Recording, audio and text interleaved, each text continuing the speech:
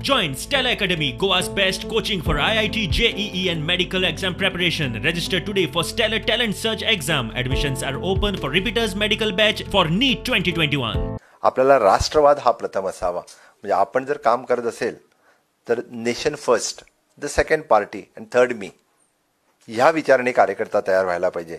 ह्या उलट विचाराने नाही, मी पहिला नंतर माझी पार्टी नंतर राष्ट्र नाही, तर राष्ट्र प्रथम, द्वितीय पार्टी आणि तृतीय मी.